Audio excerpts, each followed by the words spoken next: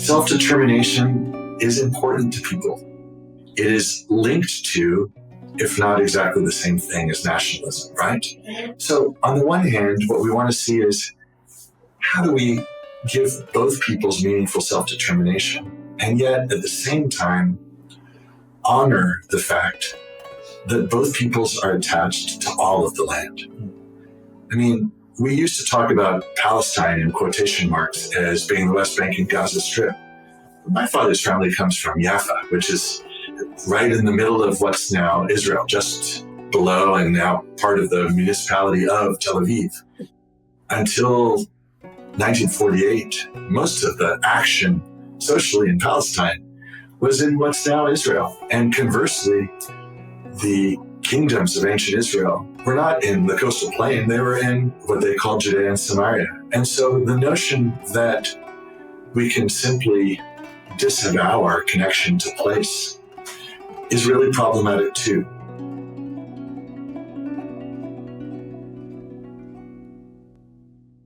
Yo, you made it! My name is Omar Shaker, and I'm honored to welcome you to the Gumcast, where we have deep conversations about the human spirit and what keeps us going despite the shittiness of it all.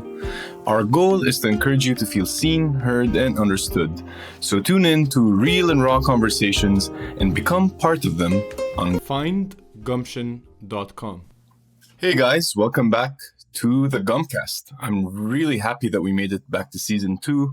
This is episode number 12, and we're going to be talking about nationalism. Today is a beautiful Friday morning in Oakland, where I'm recording this from. It's December the 23rd of the year 2022, which has been a really fucking tough year for me, as I'm sure it has been for most of you, if not all of you. On my end, I've had a really hard time with both career and relationship. I had to process a divorce, which led me to write a collection of poetry called An Ode to Heartbreak, which I will be launching next week on January 1st of 2023 on the Substack, findgumption.com. And I'll be creating print versions later in the year. But it's really interesting to reflect on how adversity can create anti-fragility. And I wrote about that in the newsletter recently and got a lot of comments from you. So thanks for everyone that has responded and everyone that has been also giving me feedback on the cover options with the book. Of course, I started this podcast to cover my novel, which I'm back to writing, and I look to release 1 year from now. So on my next birthday, January 1st, 2024. And this episode is really relevant because for those of you who read the pilot chapters, after Muscat grows up in the small island, he goes and joins the US Navy. And that creates a lot of conflict about his nationalism, his Muslim upbringing, and the fact that he's joining the US Army, which is then going to put him in front of a Muslim army of Iraq in the Gulf War. So I relate to a lot of these thorny ideas that are around nationalism, and I think it's one of the most important conversations for us to be having these days. And without further ado, my guest and very wholehearted and warm friend, Omar Dajani, is someone who does not just know a lot about the topic from personal experience, as you will see, but he's actually quite the expert. My guest today, Omar Dajani, is a Palestinian American law professor at the University of Pacific McGeorge in Sacramento. He lives right across the bridge from me in San Francisco, California. He's a former member of the Palestine Liberation Organization, and that means he was part of the negotiation support unit in the 90s when Palestine and Israel were trying to negotiate a two-state solution. He pursued that after graduating from the Yale Law School. In this episode, we'll cover everything from his American identity, him discovering his Palestinian identity in a small town in Texas. He invites me to join the ride and asks me about my own Egyptianness, where I reflect on that. We go into the nationalism movements that are happening in America, what is currently a viable solution for the Middle East, and lastly, the effect and impact of loneliness on a new generation. So without further ado, I present you with episode 12 of the Gumcast, Nationalism, with Omar Dajani. Hey, Mr. Dajani. Mr. Shakir, or should I say Dr. Shakir? Thanks for reminding me of my credentials. It's a huge part of my identity, which we're going to be talking about today. Absolutely. And as much as I've tried to shake my identity, that identity off keeps coming back to me. So thanks for reminding me where I belong. I'm glad to oblige. There are so many reasons why I'm really excited about this episode. We've been talking about some of these things. You've been also a huge supporter of this piece of work that we've been doing. So thanks for, giving me the push at a very early stage. And also, this is the very first episode of the second season, which is huge for us. So, and an honor for me. We've crossed some kind of chasm there. So, and it's also really good to be doing this in person, where it's also really special that we're doing this in the studio, where a lot of the gumption or gumcast magic happens. Emanating from Oakland, straight from Paul's house. Paul isn't with us, but we're in the studio. Paul is with us, very much so. Yes. We are going to be talking about a lot of difficult topics today. How are you feeling? Are you ready? I'm feeling ready. Yeah. I know you haven't slept much and you're going through a lot of identity drama in your work. Right. That's true. So we're just going to think of this as fuel for the podcast rather than obstacles. We're going to connect to it. We're going to connect to it. So, Omar, if I may call you that. Of course, it's a good name. It's a great name. Yeah. I mean, it's my favorite name. One of my friends from college once said, we spend our lives becoming our name. And I guess that means that you and I are moving in the same direction. Yes. Yes.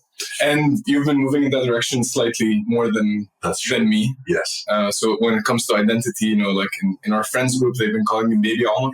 That's right. Which, sometimes I don't like, but it just shows how much you've been around. Yes. Here, too. I think that all of this is a way of being a little ageist, and I'm not sure how to respond to that, but I'm just going to assume that you associate age with wisdom and take it as a sign of respect. That's a great assumption. I don't want to lose you in the first beginning of Capricorns, after all. That too. Yes. That too, yes. Yeah. So, yeah, we're covering a lot of identities before we even start. That's right. Before we get into the heavy stuff, we start with a story. And that's how we did it throughout season 1, and no reason to change it in season 2. So why don't we start with a story about identity? As you know, I grew up in East Texas. I was born there. We moved away for 8 years abroad, and then we moved back when I was 8 to a town called Tyler, Texas. Tyler. And Tyler is the rose capital of the world, as I'm sure you know. Of course. Yes. We talk about that all the time. Well, I mean, it enters most conversations. It is also the buckle on the Bible Belt, a very conservative place politically and religiously. Being someone named Omar, and I was never named Omar, incidentally. I was Omar. Omar, of and course. In fact, Omar was not an easy proposition growing up. And when I started sprouting hair on my legs, it became even more difficult. And your genes, I'm sure, sprouted hairs everywhere else. Yes, indeed. It's funny that you say that because there's this case I teach. So there's this poor guy who goes in for skin graft surgery, and the physician grafts skin from his chest onto his hand. And the guy ends up with a hairy hand, which causes him, it basically destroys his life. He never lives it down. Someone in my class raised her hand and said, well, why didn't they just take the skin from somewhere on the body where hair doesn't grow? And my friend Greg and I, who's Italian, look at each other and we're like, does such a place exist? So there are a lot of people in Texas where such a place existed, not a very hairy place. So coming from Texas, where people didn't think much about ethnic identity, you were either white or you were black or you were Mexican, at least where I grew up. it was a novelty to arrive in Chicago, where I went to college, and find that people very often identified themselves by their ethnicity, that I am an Italian American, or I'm 50% Ukrainian. All of this was part of the conversation. I kind of half-heartedly was referring to myself as an Arab American. That was something that my parents and I had talked about. My father's mainly Palestinian, though his mother's family had come from Syria. And my mother was Syrian and French, so we were kind of a hybrid family. And so Arab American seemed like an easy shorthand. This was the way I was vaguely thinking about my identity without much conviction, in part because when cousins from the Middle East would come to visit during my upbringing, I very much tried to downplay their foreignness as a way of fitting in. I found their foreignness off-putting somehow. So I go to college, and that winter, my first year in college, the first Palestinian Intifada erupts. And it erupts in the Gaza Strip. I knew at this juncture almost nothing about Palestine. Wow. My folks had told me a little bit about it, my cousins a little bit more, but I had a very, very vague sense of Palestine's history. And so I see it in the headlines and knew just enough to get myself in trouble. And so I saw that there was an article in our college daily that was describing how many Palestinians had been killed in demonstrations in the Gaza Strip. Being, a college freshman, I write, a college freshman letter saying something like, kindly use the active voice instead of the passive voice. Who was doing the killing? Or did they spontaneously combust? Something smart alecky like that. Not really thinking very much about it. But what was extraordinary was the response. There was a flood of letters decrying my criticism of Israel. I was mentioned by name, and I learned about this from a Jewish friend of mine at our Hillel chapter on campus, Northwestern, as a voice of anti-Semitism on campus. And then suddenly I get a call from a guy who was at the time president of Northwestern's chapter of the American Israel Public Affairs Committee, which is a lobbying group, challenging me to a debate, one-on-one, no press. And so I think I better prepare myself for this. And I asked a friend of my father's for suggestions about what I should read. And the more I started reading, the more I became incensed about what I learned. And the more I felt connected to this history that I was just being introduced to. The debate never actually happened because my erstwhile debating partner got mononucleosis. I don't know who he had been kissing, but he left me with something enduring, which is not only knowledge about Palestine, which I started to acquire at that juncture, but a very strong connection, which then became much stronger still when I went to the Middle East that summer for the first time, as the semi-adult one is at age 18. Spent time with my connection with my cousins, who no longer seemed foreign, but instead seemed really interesting to me, fascinating, in places like Cairo and Amman, cities that I didn't know well at that juncture, and found something that felt missing my whole life, a dimension to my identity, which is not to say that I ceased to be American, but I understood better what people meant when they called themselves Italian American, because I had something on the other side of the hyphen now. So that's interesting. So once you started learning and getting more intimate with that identity, you stopped looking at yourself as an Arab American and more as a Palestinian. Well, so I definitely began connecting with Palestine, not only as a cause, but also as an identity.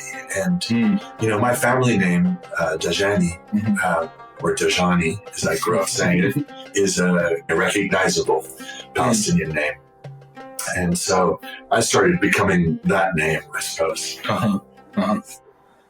That's very interesting that you grew up in an environment where being more Palestinian was problematic or had some backlash from people that are propagating the idea of, others being anti-Semitic, or almost like the Arab identity becomes that. And I grew up with almost the opposite problem, right? I grew up in Egypt, where it's unheard of to be able to speak in any way fondly about Israelis or Jews at large, but especially Israelis, because I was born to parents that lived through 2 wars with Israel.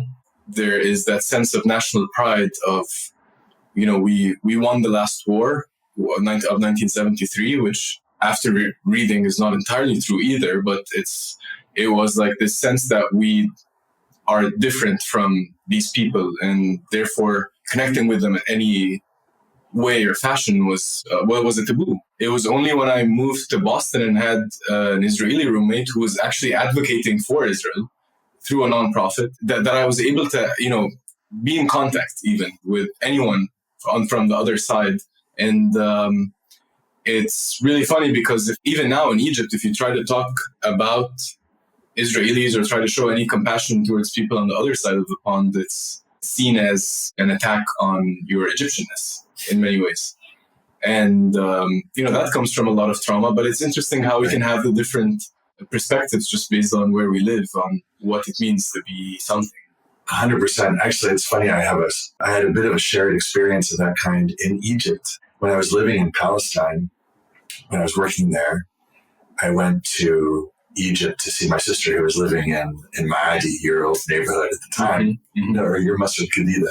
I grew up in Masjid Gadida, but then Maadi is where I sought to be and lived in 2020. Okay, all right. So kind of your old neighborhood. I was taking the bus from downtown Cairo to the subway, and it was during Ramadan, so everyone was in a bad mood, and there was a lot of bustling, and I was trying to get off the bus, and I couldn't quite do it, and so this guy very helpfully pulled me off the bus with him. So as we're walking, we kind of chatted a little bit, and my Arabic is really bad. And he asked me where I was from, and I said that I lived in Palestine, and he says, the Jews are terrible.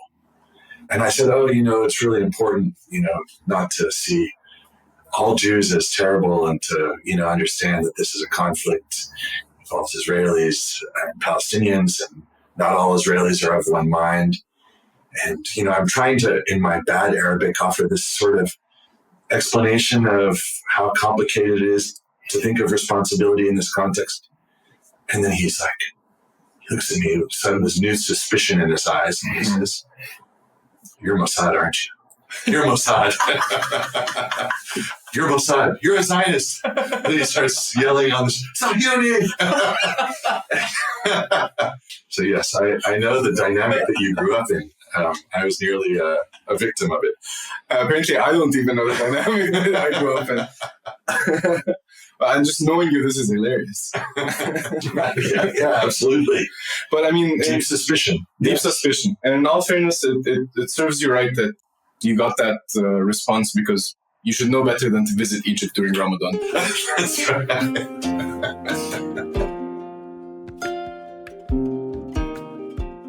And now it's time for another segment of the Bullshitometer. And so this is basically a bullshitometer device. And it is up to you to use it wisely. And if, I'll ask you a question now, and you can either choose whether it's true or bullshit, and tell us why. And so, use it wisely. It's a very powerful device. I'm a little scared. You should be. The question here is that, or the statement that I'll give you, that you can run through the bullshitometer, is that nationalism is always a bad thing. Bullshit. What we think of as nationalism's worst manifestations are always unpleasant. But to the extent that the nation came into being in our imaginations, because as Benedict Anderson wrote in his classic book, Imagined Communities, which looks at the origins and spread of nationalism, that nations live inside our heads, and they're a composite of different markers of identity. There's this famous line also from Renan, who said, the essence of a nation is that everyone in it had something in common, and also that we've forgotten what it is. And so it's in part about what's shared, and it's in part about a shared forgetfulness, right? This set of links among people are imagined to serve different purposes. And sometimes they can be imagined to throw off the yoke of an occupation that has been oppressive, which was the case in one of the most important nationalist revolutions of the modern era, which was the Greek Revolution.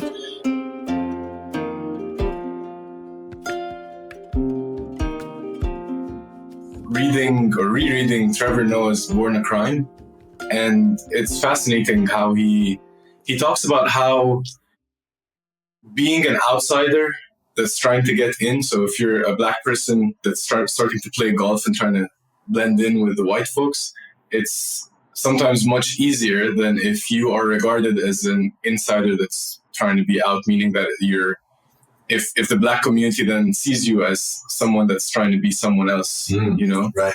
Those national lines that are drawn around color or ethnicity or culture can go a really long way into our psychology and how generally happy or frustrated or anxious we are in the world. I think that that's so true. And I felt that really strongly when I was living in Palestine. I used to be introduced by Saleh Berekat, who was the chief negotiator.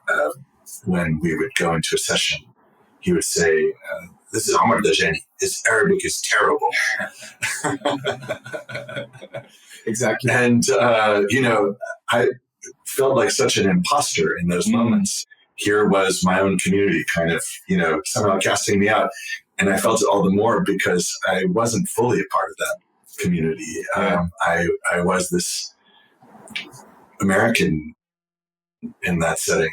And it's hard to kind of navigate in those circumstances because things like language, food, an affinity for certain kinds of art, for certain kinds of jokes, are the things that connect us to people, that make bonds easy to establish. Mm-hmm. And I mean, I think about it even with our group of Arab friends here in San Francisco. There is that particular version of dad jokes that Arabs share that creates like a little link. But that, of course, also excludes and drawing a line around when identity becomes toxic is difficult. I grew up Muslim, and when I did the 23andMe, I realized that, 5 generations ago, I was actually Coptic. And there is some tie between me and in Coptic Egypt that may exist for a lot of Egyptians that are actively trying to exclude Copts. So these lines that were drawn and these identities that were formed, they're very temporary compared to the actual line that connects us all to each other, right? As human beings.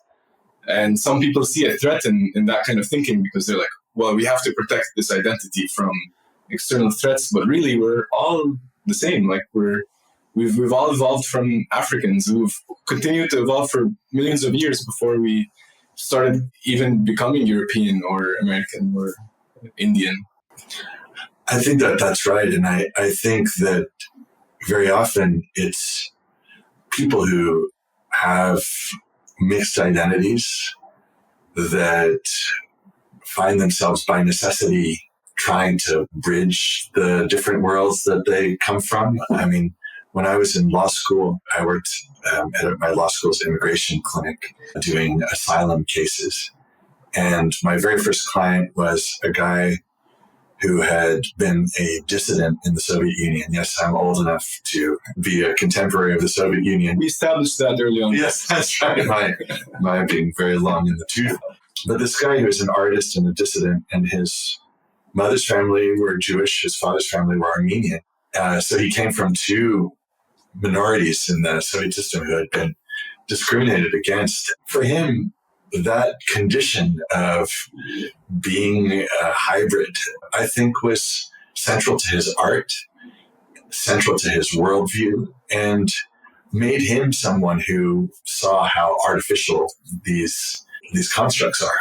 And I mean, again, it's not to say that identity is never valuable, but it is always imagined. I mean, to your point about 23andMe, it's always imagined. It's about how we choose to define ourselves.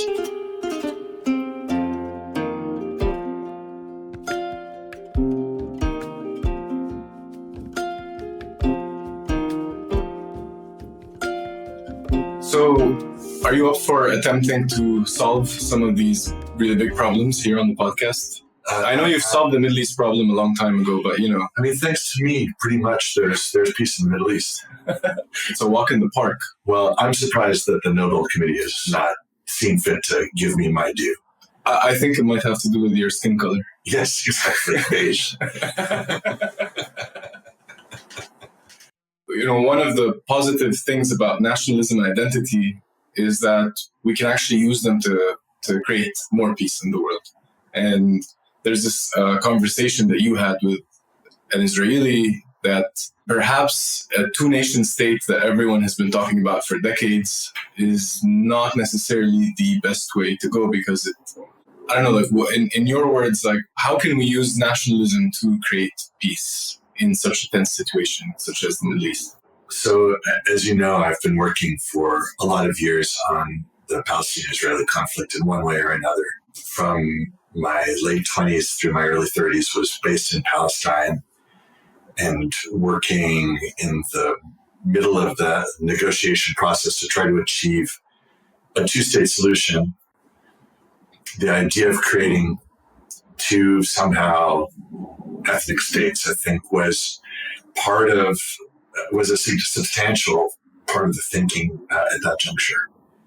So as painful as what's happened since is when you see how remote we are now from any kind of process that could bring us to a negotiated agreement between Palestinians and Israelis, that is painful. What is exciting is that, maybe exciting is overstating it. What's more hopeful is that we've had the space to think anew about what kind of models might work in a place like that. I've been working in writing with my good friend Dalia Shemlin, who is an Israeli survey researcher, looking at whether confederation offers a model for Israel and Palestine. And I won't go on and on about this, I promise, other than to say, because this relates so much to the conversation we're having, it's an effort to try to do two things that used to be regarded as in tension with each other at once. So on the one hand, to really give each people an opportunity for self-determination. And when I say each people, I'm referring to Israeli Jews and to Palestinians, recognizing that those are both heterogeneous populations and that there is even a bit of overlap in identity between these categories. And that's something we can talk at great length about if we wanted to.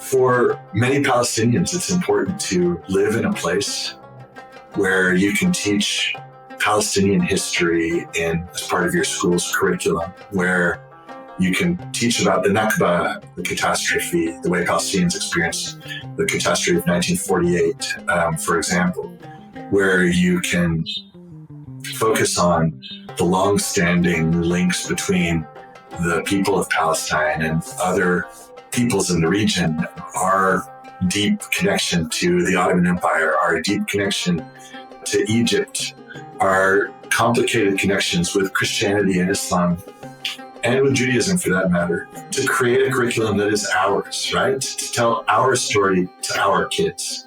So you can see why self-determination is important in a really practical sense. And similarly for Israeli Jews to live in a place where Hebrew is spoken, to live in a place where Jewish holidays are celebrated, where indeed the weekly calendar revolves, or the annual calendar revolves around them, rather than treating them as a footnote. Self-determination is important to people, and it is linked to, if not exactly the same thing as nationalism, right? They have a range of links.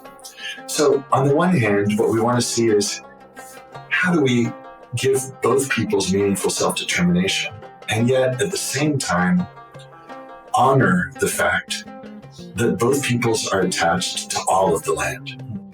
There's a lot of work being done on this front of different kinds. So for anyone listening, I'd really encourage you to go on the website of A Land for All. And if you just type in Google A Land for All, you'll find it.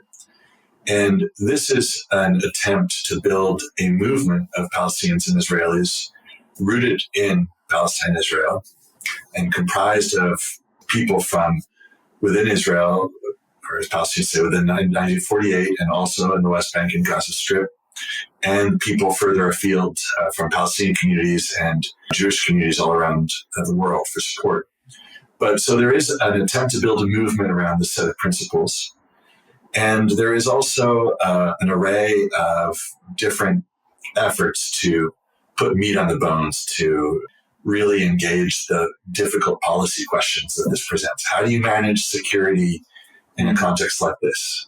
And, there are those who say, oh, it's so idealistic, but people have to remember that we're talking about a space 1/100th the size of Europe.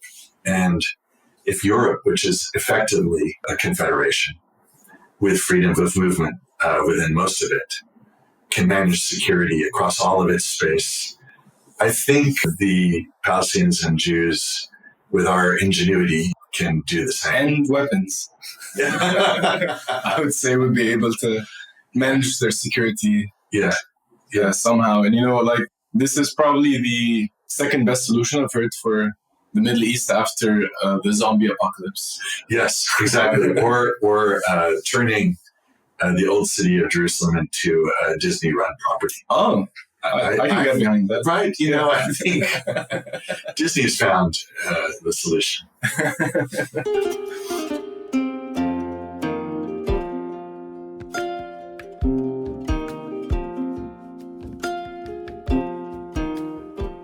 Well, now that we've solved all the Middle East problems, let's get back to the very troubled world of America. Yes.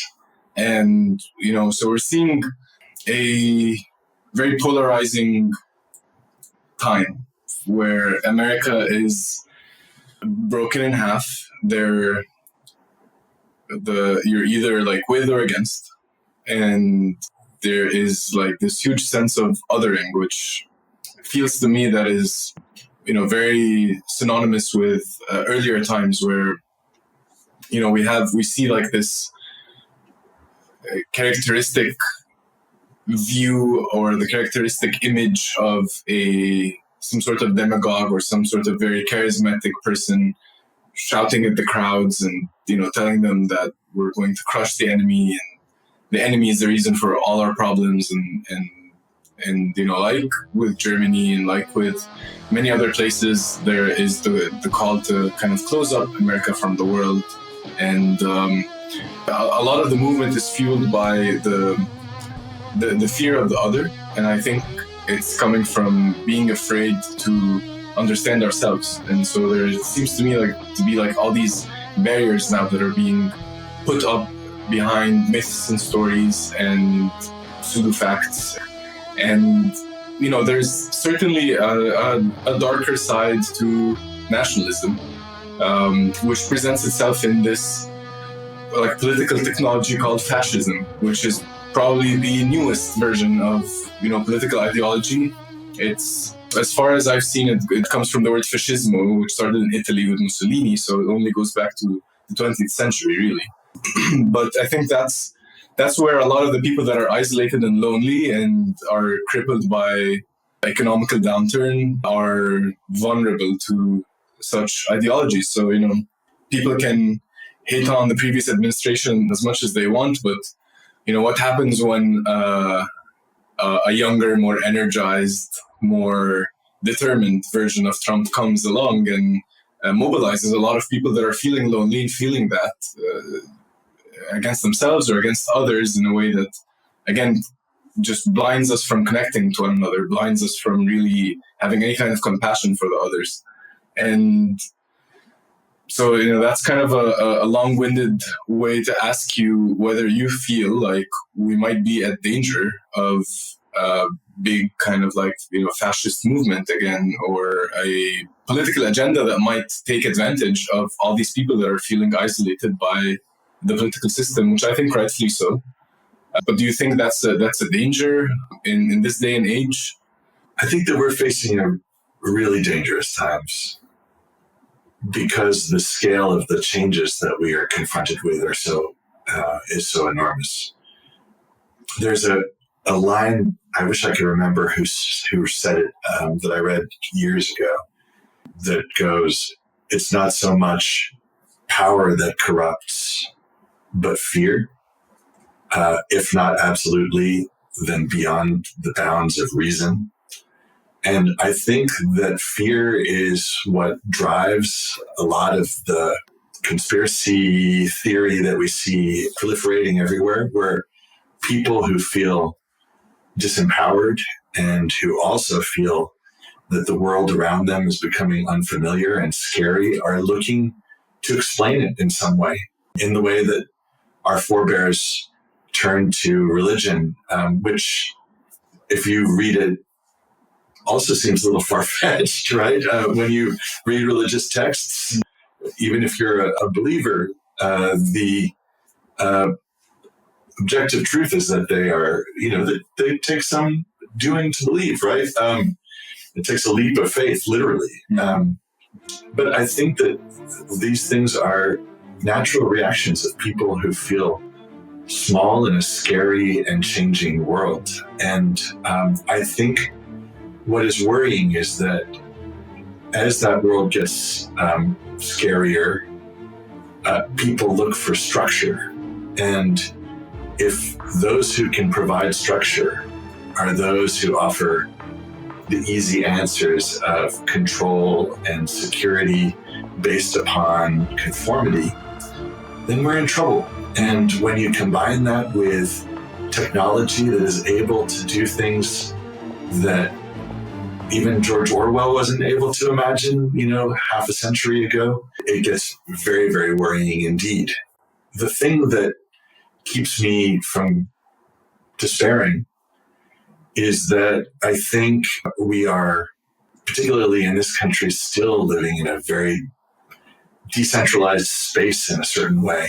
That what makes American government different than a lot of others is that institutions like the police are very decentralized. They are not run from a single head in Washington. They are not even run from a head in Sacramento. They are locally driven. And when police and judiciary are locally driven, that at least gives you some protection against a central authoritarian power sort of enjoying some resurgence. That's what one hopes, but I think our liberties are frail, and we are seeing in all sorts of places the ways in which governments that had been liberal are becoming decidedly illiberal. And you've got that on a continuum. I mean, Hungary going from liberal to illiberal, Egypt going from illiberal to really fucking illiberal, and a lot of variations on both sides of that continuum. Yeah.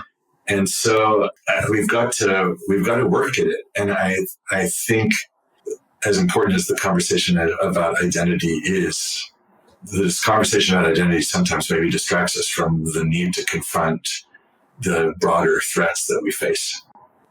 Yeah, so we dove into a lot of deep ends there. The world does seem like a very troubled place. We know that it's very lonely, especially when it comes to younger people. right now that are maybe just joining the workforce. It's a very weird time to be joining the workforce. And especially with all the messages that they're getting from social media about how inadequate they may be, it's really troubling to think about the amount of loneliness and fear that's in the world right now. So in order to attempt to end on a high note, how can we, what's the work that we need to do to maybe transmute some of that fear into love, to accept each other a little bit more? Well, I think that you had hit the nail on the head when you referred to loneliness. I brought the then president or prime minister of the Palestine Authority to come speak here in California some years ago, and he was talking about the separation wall that the Israelis were building between Palestinian cities in the West Bank and Israel. Mm. And he said something that I didn't know. Maybe you can confirm that this is so. He said that in Arabic, we don't say, as we do in English, absence makes the heart grow fonder. We say absence makes the heart grow colder. Is that true? Yeah. بعيد عن العين بعيد عن القلب. Out of sight, outside of heart. Yeah, that makes sense. Yeah. One of the things that's striking to me, I mean, just having finished this study looking at governance models for the Middle East region, is how important the local is. I think the local is our ticket to ride somehow. It's where we can meet people. It's where we can transgress boundaries. It's where we're able to see others as the complex beings that they are, rather than as a caricature.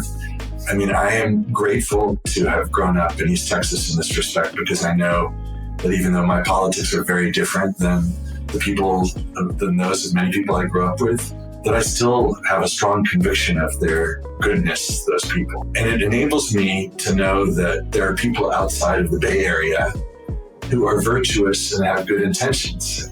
But I think that we lose something by how segregated we are politically and otherwise.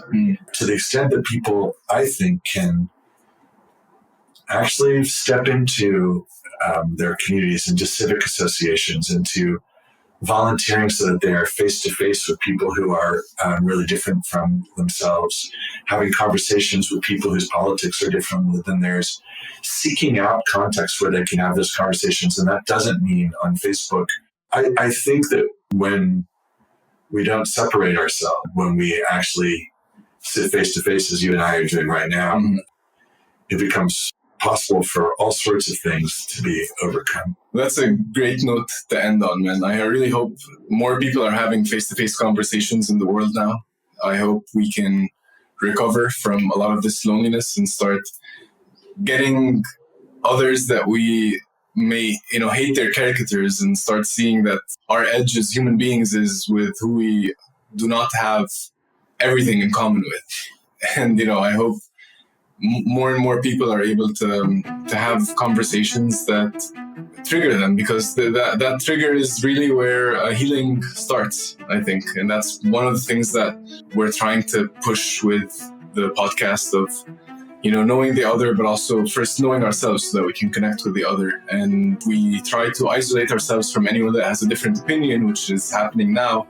We're never going to heal, and the trauma is just going to keep making things wider. So thanks for your time. And on behalf of myself and Paul, we were both very excited, and rightfully so, to have you, knowing you as a friend, but also with everything you bring. And this episode has certainly been one where I learned a lot. Learned a lot about my own culture too, and about other cultures that I did not know much about. So thanks for everything you brought, man. This was awesome. Thank you. And I'm glad that we were able to both become Omar a little together.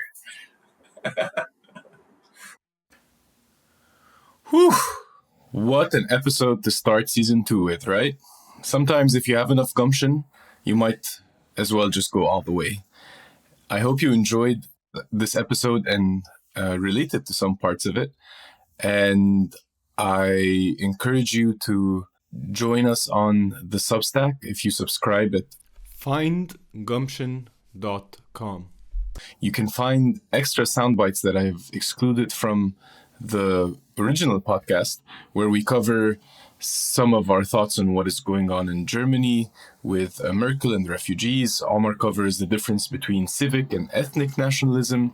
We talk about identities in Syria and Egypt, more about a land for all, and finally, we also talk about QAnon, a fascinating phenomenon that's spreading throughout the world.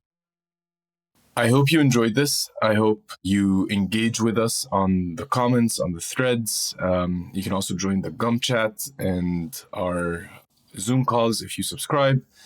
And finally, I wish you a great start to the year. Next episode is going to be number 13 with our relationship to gender identities. And I'll be having an incredible woman join me and tell us about her interaction with sexual harassment in Egypt, and a fascinating way about how she deals with it and how she regains her power as a woman. And I think every gender around the world can benefit from listening to that. So stay tuned, and I'll see you then. Season 2 of the Gumcast is brought to you by Mustafa Al-Azabi on audio engineering and music leveling, Kiva Schweg on audio trimming and music selection, yours truly, Omar Shaker, on story and content creation. Very special thanks and gratitude go out to Paul Kist, who produced Season 1 and gave the Gumcast its voice, and the one and only Omar Al-Deeb, whose expertise and advice on music production keeps us performing on a top level. Thank you all for listening, and see you next episode.